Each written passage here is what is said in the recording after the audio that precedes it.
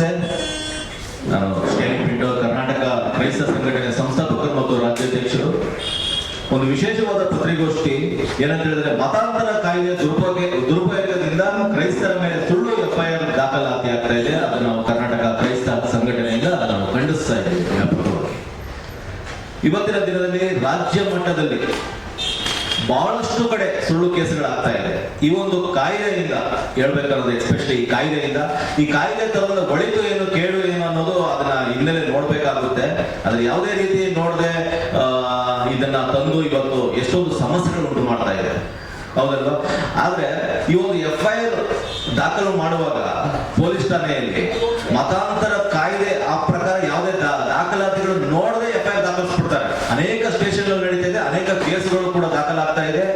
ಯಾವುದೋ ಒಂದು ಮೌಖಿಕವಾಗಿ ಒಂದು ಹೇಳಿಕೆ ಕೊಟ್ಟರೆ ಸಾಕು, ಯಾರೋ ರೋಡಲ್ಲಿ ಹೋಗ್ತಿದ್ದೋ ಅಂತ ಕೊಟ್ಟರು ತಗೊಂಡ್ಬಿಡ್ತಾರೆ ಹೇಳಿಕೆ ಸ್ಟೇಷನ್ಗಳಲ್ಲಿ.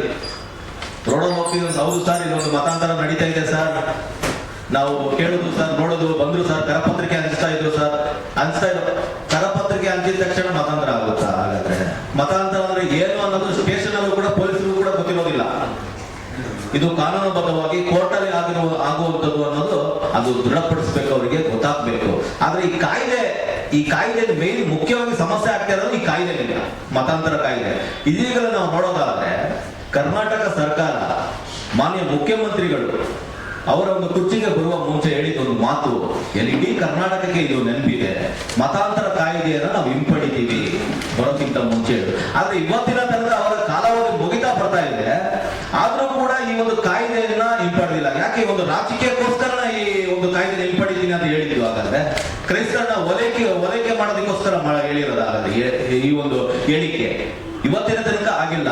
ಪ್ರತಿ ವಾರ ಭಾನುವಾರ ಬಂತು ಅಂತ ಹೇಳಿದ್ರೆ ಸಭೆ, ಚರ್ಚ್ಗಳಲ್ಲಿ, ಅದು ಮನೆಯಲ್ಲಾಗಿರ್ಬೋದು, ಅನೇಕ ಕಡೆ ಚರ್ಚ್ಗಳು ಸಿಗೋದಿಲ್ಲ, ಪ್ರಾರ್ಥನೆ ಮಾಡೋದು, ಕಟ್ಟಿಸ್ಕೊಳ್ಳೋಕೆ ದುಡ್ಡಿರೋದಿಲ್ಲ, ಅವ್ರ ಮನೆಯಲ್ಲಿ ಪ್ರೇಯರ್ ನಡೆಸ್ತಾ ಇರ್ತಾರೆ. ಅವ್ರಿಗೆ ಬೇಕಾದವ್ರನ್ನ ಕರ್ಕೊಂಡ್ಬಂದು ಯಾರ ಅವಶ್ಯಕತೆ ಬಂದು ಪ್ರೇಯರ್ ಮಾಡ್ತಾ ಇರ್ತಾರೆ. ಹೇಗೆ ನುಗ್ಗಿ ದಾಳಿ ಮಾಡೋದು, ಅವ್ರ ಮೇಲೆ ಸುಳ್ಳು FIR ಹಾಕೋದು, ಇದು ನಡೀತಾ ಇದೆ. ಮುಖ್ಯವಾಗಿ ಇತ್ತೀಚಿನ ಘಟನೆ ಹೇಳೋದಾದ್ರೆ, ಹಾವೇರಿ ಜಿಲ್ಲೆಯಲ್ಲಿ 20 ಜನರ ಮೇಲೆ FIR ಆಗಿದೆ. 20 ಜನರ ಮೇಲೆ FIR. 20 ಜನರಲ್ಲಿ 11 ಜನ ಅದರಲ್ಲಿ ವೃದ್ಧರು ಇರ್ತಾರೆ, ಮಹಿಳೆಯರು ಇರ್ತಾರೆ. ಆದ್ರೆ ಆ ಸ್ಥಳದಲ್ಲೇ ಇದಿಲ್ಲ ಅವರು, ಆದ್ರೂ ಕೂಡ ಕೇಸ್ ತಗೊಳ್ತಾರೆ ಅಂದ್ರೆ ಅರ್ಥ ಮಾಡ್ಕೊಬೇಕು ಇದು ಪ್ರಕರಣ ಎಷ್ಟು ಗಂಭೀರ ಅಂತೇಳಿ.